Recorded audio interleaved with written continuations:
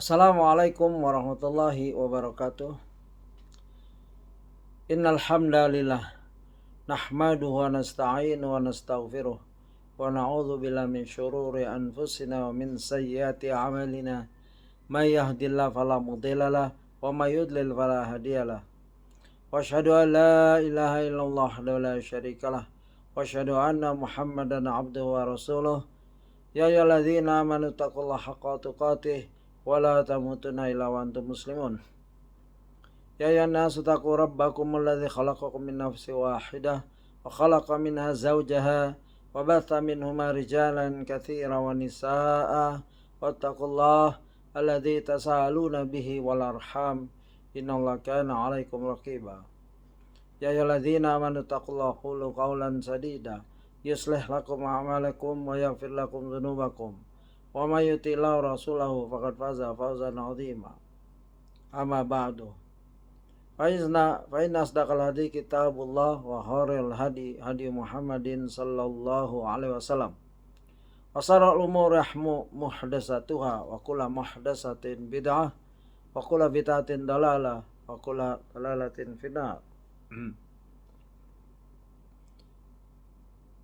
Ikhwani rahimani wa rahimakumullah, Bapak Ibu sekalian, semoga kita dipanjangkan usia dalam ibadah dan juga kita lanjutkan kajian kita yang ke nomor 11 jilid 1 halaman 134,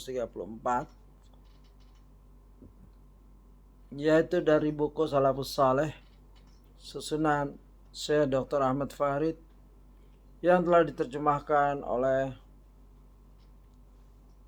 tim Pustaka Imam Asy-Syafi'i. Kita sampai kepada tokoh Amir bin Syarahil Asy-Sya'bi, lahir 18 Hijriah sampai 104 Hijriah, pemilik wibawa besar.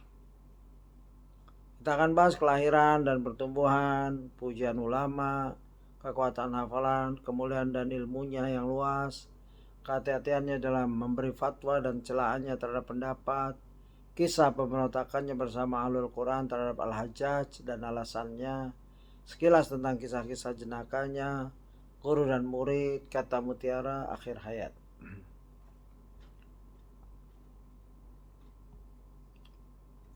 Alhamdulillah, kita masih dalam kebersamaan yang penuh berkah ini. Demikian penulis Syekh Dr. Ahmad Farid,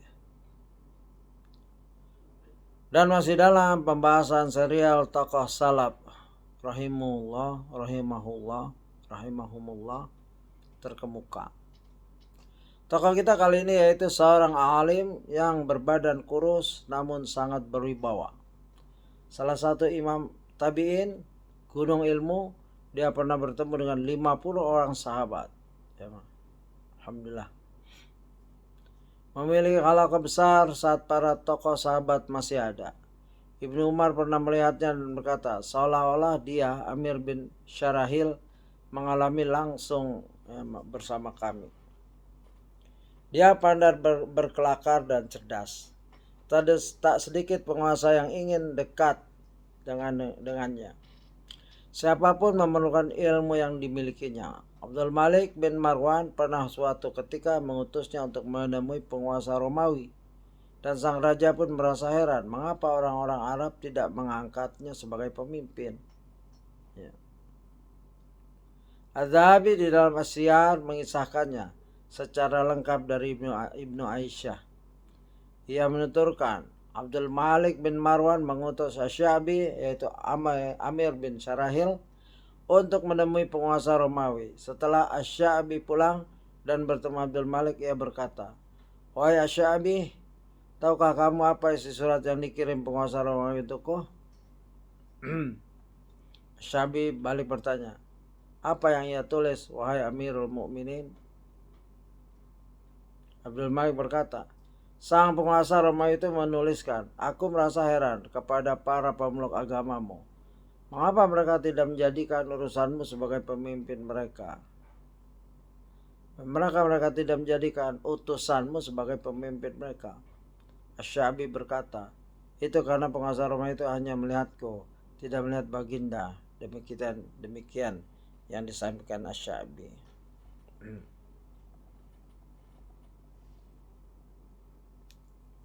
Riwayat lain menyebutkan Abdul Malik berkata, wahai Asy-Sya'bi, penguasa Romawi tersebut bermaksud memperdayaku untuk membunuhmu.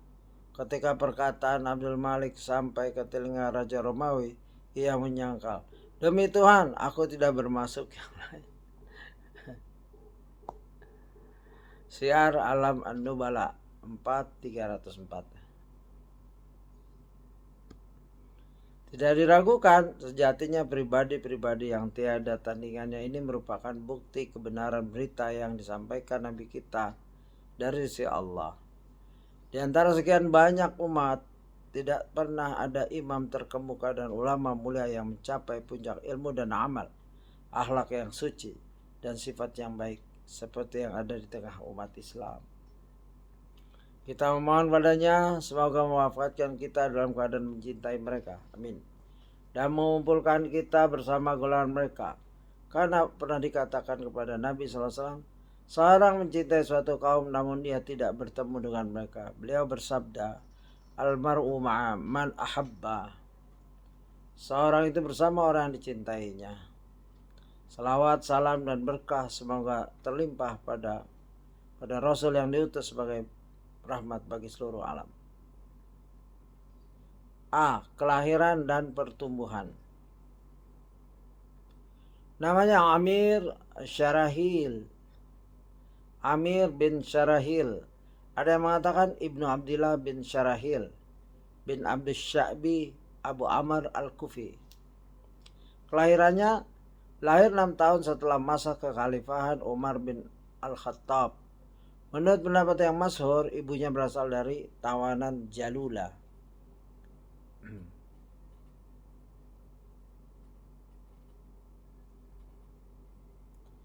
Jalula merupakan sebuah kawasan di perbatasan Persia. Di sana pernah terjadi peperangan yang dimenangkan oleh kaum muslimin atas pasukan Persia. Saat itu Jalula masuk ke dalam wilayah Irak bernama As-Saidiyah. Ada yang mengatakan Amir bin Syarahil lahir pada tahun 21 Hijriah. Cirinya, Ibnu Sa'ad menceritakan Asy-Sya'bi bertubuh kecil dan kurus. Ia lahir kembar 2. Ya. Syiar Alam An-Nubala 4 halaman 300. Al-Hakim Abu Abdullah menuturkan bahwa Asy-Sya'bi adalah anak kembar bertubuh kurus. Ia pernah berkata, aku disesaki dalam rahim. Syiar Alam An-Nubala 3297. Al-Laits berkata, aku pernah melihat Asy-Sya'bi. Aku tidak tahu mana yang lebih merah, apakah kain selimutnya ataukah jenggotnya. Syiar Alam An-Nubala 4252. Dari Abu Bakar bin Syu'aib bin Al-Habhab, ketika ayahku berkata pada Amir Asy-Sya'bi, mengapa sarungmu menjulur, wahai Abu Amr? Saat itu Sya'bi mengenakan sarung katun. Amir Asy-Sya'bi menjawab, karena di bagian ini tidak ada daging yang membuat kain terangkat, sambil menepukkan tangannya ke pantat. Ayahku pun berkata, sudah berapa lama kamu mengalami hal itu, hai Abu Amr? Asy-Sya'bi kemudian menjawab dengan bersyair, duhai tubuhku, jiwaku mengeluh padamu dengan merangkak. Sungguh 77 tahun sudah aku membawamu. Jika kau bisikkan angan-angan semua padaku, wahai jiwaku, sungguh 3 tahun lagi genap jadi 80. Ini syairnya lucu tentang tubuhnya. Ya. Syiar Alam An-Nubala 6 255.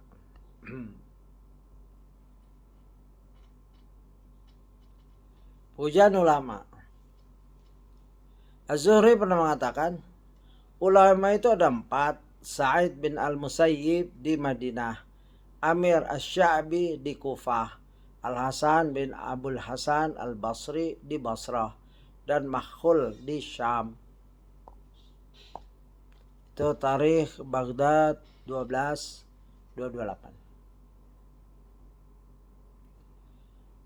Abu Usama berkata, Umar bin Khattab adalah pemimpin umat Islam pada masanya, dan ia memadukan kepemimpinan dalam bidang agama dan pemerintahan. Setelahnya adalah Ibnu Abbas pada masanya. Setelah Ibnu Abbas adalah Asy-Sya'bi pada masanya. Setelah Sya'bi adalah Sufyan Ats-Tsauri pada masanya. Tarikh Baghdad 12/228. Abu Bakar Al-Huzali berkata, Muhammad bin Sirin berkata padaku, wahai Abu Bakar, jika engkau pergi ke Kufah, banyak-banyaklah meriwayatkan hadis dari Asy-Sya'bi, karena ia sudah menjadi rujukan saat sejumlah sahabat Nabi SAW masih hidup. Ya, kedudukannya standarnya sahabat. Tahzibul Kamal 14/34. As'ad bin Sawar berkata, Al-Hasan menyampaikan berita kematian Asy-Sya'bi. Ia lantas berkata, demi Allah, ilmunya luas dan kesabarannya luar biasa. Ia masuk Islam sejak dulu dan memiliki derajat yang mulia dalam Islam. Tahzibul Kamal 14/34.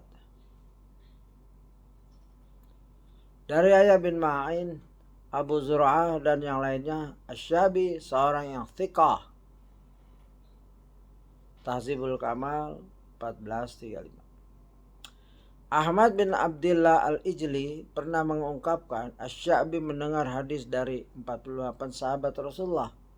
Asy-Sya'bi lebih tua 2 tahun daripada Abu Ishaq, dan Abu Ishaq lebih tua 2 tahun dari Abdul Malik bin Umair.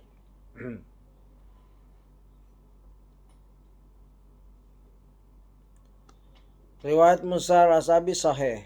Hadis-hadis yang ia riwayatkan secara mursal hampir semuanya sahih. Asim bin Sulaiman berkata, aku tidak mengetahui seorang pun yang lebih mengetahui hadis penduduk Kufah, Basrah, Hijaz dan berbagai wilayah yang lainnya melebihi Asy-Sya'bi. Syiar Alamin Nubala 4/302. C. Kekuatan hafalan, kemuliaan, dan ilmu yang luas. Ibnu Syubrumah menuturkan, aku pernah mendengar Asy-Sya'bi berkata, aku tidak pernah menulis hitam di atas putih sampai hari ini. Tidaklah seorang menyampaikan hadis kepadaku, melainkan aku dapat menghafalnya, dan aku tidak ingin orang tersebut mengulangi penyampaiannya hadisnya kepadaku. Syiar Alamin Nubala 4301. Dari Ibnu Syubrumah, Asy-Sya'bi pernah menuturkan. Sudah tadi. Dari Ibnu Syubrumah, Asy-Sya'bi pernah menuturkan, aku tidak pernah mendengar seorang menyampaikan hadis sejak 20 tahun lalu, melainkan aku pasti lebih mengetahui hadis tersebut daripada dia. Saking kuat hafalannya. Masya Allah. Sungguh aku pernah lupa akan sebagian ilmu. Seandainya ada seorang yang mengingatnya, tentu ia menjadi alim karena hal itu. Masya Allah. Syiar Alamin Nubala 4301. Dari Wada Ar-Rasibi Asy-Sya'bi bertutur, aku tidak meriwayatkan suatu pun yang lebih sedikit daripada syair. Andai mau, aku bisa menyenandungkan syair untuk kalian selama sebulan tanpa pengulangan. Allahu Akbar. Syiar Al-Alamin Nubala 4302. Ya begitulah. Ya. Daya hafalnya Masya Allah. Abu Milzaz berkata, aku tidak melihat seorang fakih yang lebih dalam pemahamannya melebihi Asy-Sya'bi. Bersair sebulan tanpa pengulangan. Masya Allah. Makhul berkata, aku tidak kenal seorang pun yang lebih mengetahui tradisi masa lalu melebihi Asy-Sya'bi. Tarikh Adz-Dzahabi 7/128.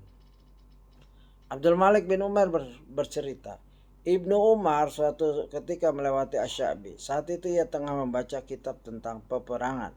Ibnu Umar lalu berkata, seolah-olah ia turut hadir bersama kami. Sungguh dia lebih hafal dan lebih mengetahui peperangan itu daripada aku. Tarikh Adz-Dzahabi. Asim al-Ahwal menyatakan, aku tidak mengetahui seorang pun yang lebih berilmu dari Asy-Sya'bi. Tarikh Adz-Dzahabi 7/126. Kehati-hatiannya dalam memberi fatwa dan celaannya terhadap pendapat. Dari Muhammad bin Juhadah bahwa Amir Asy-Sya'bi pernah ditanya tentang sesuatu, namun dia tidak memiliki pengetahuan tentang hal itu. Kemudian dikatakan padanya, jawablah dengan pendapatmu. Mendengar itu Asy-Sya'bi berkata, apa yang akan kamu lakukan dengan pendapatku? Kencingi saja pendapatku. Tabaqat Ibnu Sa'ad 4/250. Ya, gitulah orang-orang yang mengagungkan Quran dan Sunnah. Pendapatnya dia nggak kagum dengan pendapat sendiri ya. Dari Adam bahwa seorang pernah bertanya kepada Ibrahim tentang suatu masalah. Lantas Ibrahim pun berkata, aku tidak tahu. Tiba-tiba Amir Asy-Sya'bi lewat. Maka Ibrahim pun berkata kepada orang yang bertanya tadi, bertanyalah kepada Syekh itu. Setelah itu kembalilah dan beritahukanlah kepadaku. Setelah bertanya dan kembali, orang itu berkata, saya itu mengatakan, aku tidak tahu. Mendengar perkataan itu seperti itu, Ibrahim pun berkata, ini demi Allah merupakan pemahaman yang mendalam. Tabaqat Ibnu Sa'ad 6 halaman 250.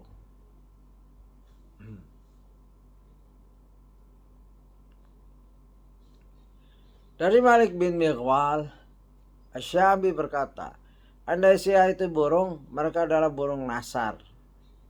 Dan andai mereka itu hewan, maka mereka adalah keledai. Masya Allah. Tabaqat Ibnu Sa'ad 4/248. Dari Al-Washifi, Amir Asy-Sya'bi berkata, cintailah orang-orang mukmin yang saleh maupun kalangan Bani Hashim yang saleh. Jangan menjadi orang Syiah. Silakan kamu harapkan apapun yang tak kamu ketahui. Namun jangan menjadi orang Murji'ah. Ketahuilah, kebaikan itu berasal dari Allah dan keburukan itu berasal dari dirimu. Namun jangan menjadi orang Qadariyah. Cintailah orang yang kamu lihat melakukan kebajikan, meski dia orang Sin yang sobek hidungnya. Tabaqat Ibnu Sa'ad 4/248-249. Muhammad bin Abdurrahman bin Abu Layla berkata, Asy-Sya'bi adalah ahli athar, sementara Ibrahim An-Nakhai adalah ahli qiyas. Tarikhul Islam 7/127. Mujallid menuturkan, Asy-Sya'bi mencela pendapat dan memberi fatwa berdasarkan nas. Mujallid berkata, aku pernah mendengar Asy-Sya'bi berkata, semoga Allah melaknat orang yang berkata menurut pendapatku. Tarikhul Islam 7/130. Saleh bin Muslim berkata, Amir Asy-Sya'bi berkata, kalian binasa hanya karena kalian meninggalkan athar dan menerapkan qiyas. 26 Hilyatul Auliya 4/320. Abu Ubhur bercerita, Asy-Sya'bi berkata, apa yang mereka sampaikan padamu dari para sahabat Muhammad, maka ambillah itu. Sedangkan apa yang mereka sampaikan berdasarkan pendapat mereka, maka kencingilah itu. Hilyatul Auliya 4319.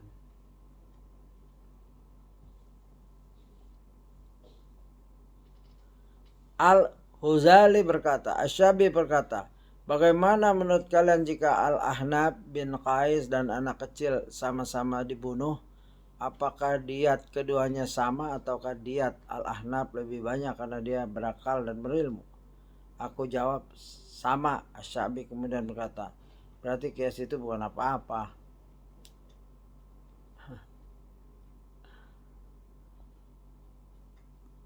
Tarikhul Islam 7131. Asy-Syabi berkata, jawaban, aku tidak tahu itu separuh ilmu. Asy-Syabi ya. Syiar Alamin Nubala 4318. Kisah pemberontakannya bersama Ahlul Quran terhadap Al-Hajjaj dan alasannya. Az-Zahabi berkata, para qari yaitu Ahlul Quran dan orang-orang yang saleh di Irak memberontak terhadap Al-Hajjaj karena kezalimannya.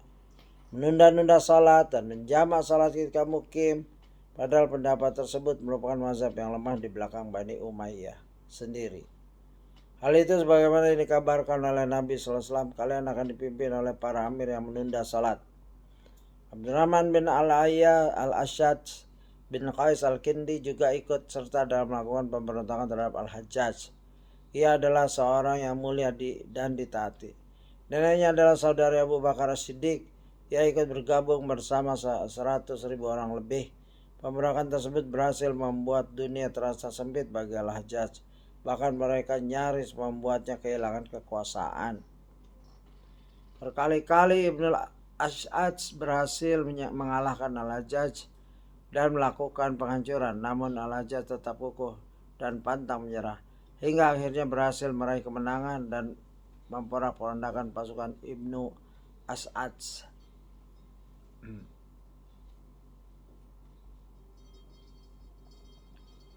Banyak korban tewas berjatuhan dari kedua pihak. Siapapun yang ditangkap oleh Al-Hajjaj pasti dibunuh, kecuali mereka yang mengaku kafir karena telah memberontak. Orang-orang seperti ini dibiarkan oleh Al-Hajjaj. Syiar Alamin Nubala 4306-307. Dari Mujallid, Asy-Syabi menuturkan, ketika datang bertandang, Al-Hajjaj menanya ikut tentang beberapa perkara. Dan ia mendapati menguasai perkara yang ditanyakan itu. Ia pun kemudian mengangkatku sebagai pemimpin kaum Syabi, juga atasan para pemimpin kabilah Hamdan. Ia memberiku gaji dan aku pun menjadi orang yang terpandang. Hal itu terus berlanjut hingga terjadi pemberontakan yang dilakukan oleh Abdurrahman bin Al-Asyad. Para Al-Quran Kufah lalu menemuiku dan berkata, hai Abu Amr, kau adalah pemimpin para ahli Quran. Mereka itu terus mendesakku melakukan pemberontakan, hingga aku pun ikut memberontak bersama mereka. Aku berdiri di antara dua kubu pasukan, menyebut Al-Hajjaj dan mencela sejumlah hal yang pernah dilakukannya. Aku lantas mendengar berita bahwa ia berkata tentang diriku, tidaklah kalian heran pada orang keji itu. Demi Allah, jika aku bisa menangkapnya, akan kujadikan dunia lebih sempit baginya daripada kulit onta. Syabi meneruskan, di dalam setelah itu kami mengalami kekalahan, sehingga aku pun pulang ke rumah dan mengunci pintunya. Aku berdiam diri dalam rumah selama 9 bulan. Setelah itu orang-orang diserukan untuk berjihad ke Khurasan. Lalu Qutaibah bin Muslim mengatakan, akulah yang akan memimpin ke Khurasan. Ia pun diangkat sebagai pemimpin untuk Khurasan.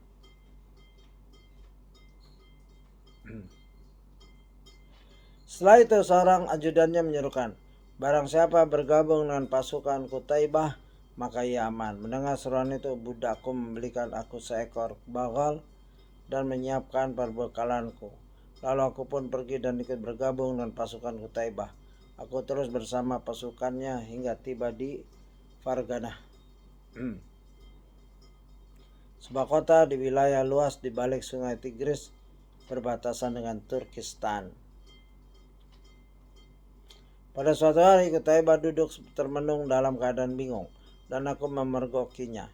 Aku kemudian berkata, wahai Tuan, aku tahu apa yang Anda inginkan. Kamu siapa? Tanyanya.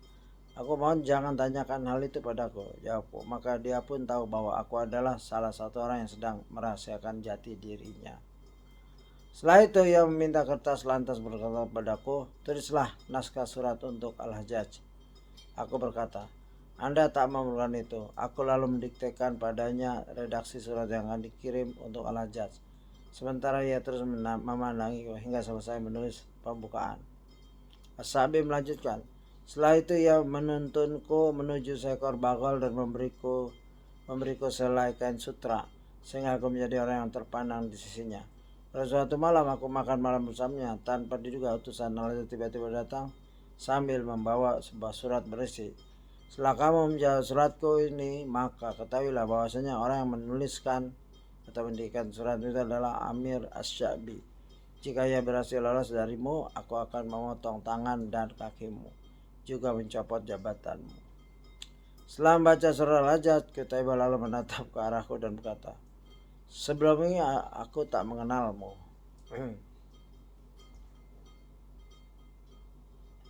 Silakan kau pergi kemanapun yang kau mau. Demi Allah, aku akan bersumpah padanya dengan segala sumpah.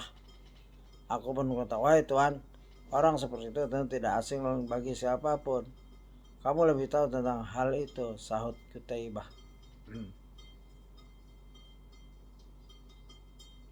Qutaibah mengirimku ke Al-Hajjaj dan berkata kepada pasukannya, setelah kalian sampai di Khadra Wasit, ikatlah dia lalu bawa dia ke hadapan Al-Hajjaj. Setelah mendekati kawasan Wasit, Ibnu Abi Muslim datang menemuiku lalu berkata, wahai Abu Ammar, aku tidak ingin kamu dibunuh. Maka dari itu setelah bertemu Al-Hajjaj, katakanlah ini dan itu. Setelah kau dibawa ke hadapan Al-Hajjaj dan dia pun melihatku, dia berkata, tidak ada ucapan selamat datang dan tidak ada sambutan sebagai keluarga. Kamu datang bukan sebagai pemimpin kaummu, bukan pula bukan pula sebagai atas pemimpin kaum mereka itu, sebab kamu telah mengatakan dan berbuat, namun kemudian kamu justru memberontak terhadapku. Aku hanya diam saja. Setelah itu Al-Hajjaj berkata, berbicaralah. Aku pun berkata, semoga Allah memperlakukan Amir dengan baik. Semua yang aku katakan itu benar. Namun setelah berpisah denganmu, mata kami tidak pernah terpejam dan rasa takut selalu membayangi kami. Kami memang bukan orang-orang yang baik-baik dan bertakwa, namun kami bukan pembangkang yang kuat. Kini tiba waktunya bagiku melindungi nyawaku, menyampaikan pembelaanku, dan pertaubatanku telah membawaku untuk menghadapmu. Al-Hajjaj menjawab, aku sudah lakukan itu, aku sudah memaafkanmu. Syiar Alamin Nubala 4304-305.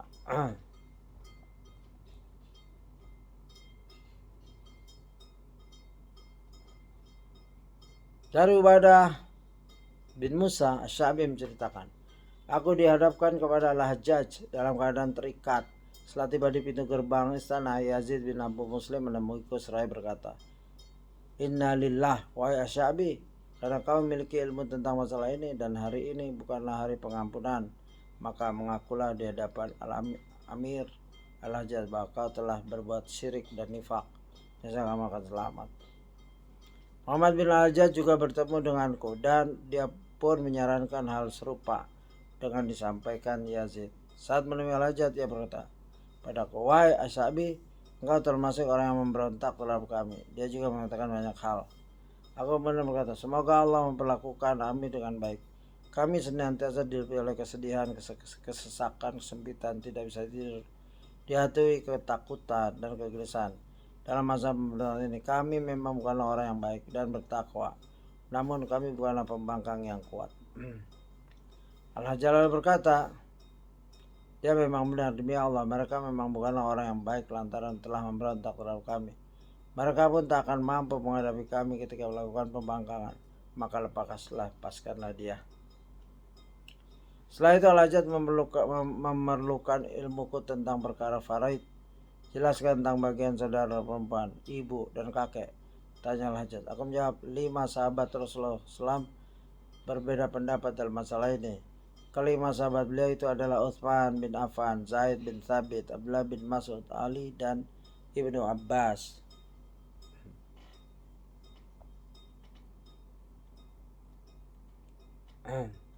Al-Hajjaj kemudian bertanya lagi, bagaimana penjelasan Ibnu Abbas mengenai masalah ini jika dia memang sering memberikan fatwa? Aku jelaskan, dia menyamakan kakek dengan ayah, memberi ibu 1/3 bagian dan tidak memberi apapun kepada saudara perempuan. Al-Hajjaj kembali bertanya, bagaimanakah penjelasan Amirul Mukminin dalam hal ini? Maksud Al-Hajjaj adalah Amirul Mukminin Utsman bin Affan. Aku lalu menjawab, dia menjadikannya masing-masing mendapatkan sepertiga. Al-Hajjaj kembali bertanya, bagaimana penjelasannya dari Zaid bin Thabit dalam hal ini? Aku menjawab, dia menjadikannya 9 bagian. Ibu diberi 3 bagian, kakek diberi 4 bagian, sementara saudara perempuan diberi 2 bagian. Al-Hajjaj pun kembali bertanya, bagaimana penjelasan Ibnu Mas'ud dalam hal ini? Aku katakan dia menjadikan 6 bagian, saudara perempuan diberi 3 bagian, ibu diberi 1 bagian, adapun kakek diberi 2 bagian. Bagaimana penjelasan Abu Turab Ali dalam hal ini? Tanya Al-Hajjaj. Aku sampaikan, dia menjadikannya 6 bagian, saudara perempuan diberi 3 bagian, kakek diberi 1 bagian, dan ibu diberi 2 bagian. Al-Hajjaj kemudian berkata, perintahkan hakim untuk menerapkan putusan sebagaimana yang diberlakukan oleh Amirul Mukminin Utsman. Hilyatul Aulia 4325-326.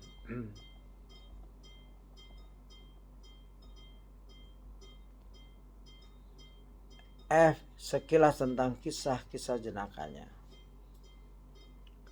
Bagi kita lanjutkan nanti insyaallah. Semoga bermanfaat dan kisah-kisahnya perlu penuh keceriaan dalam bahas Asy-Sya'bi dan penuh ilmu juga, terutama masalah faraid yang mungkin kebanyakan kita baru dengar dan masih belum paham. Taib, subhanakallahumma wa bihamdika asyhadu an la ilaha illa anta astaghfiruka wa atubu ilaik. Assalamualaikum warahmatullahi wabarakatuh.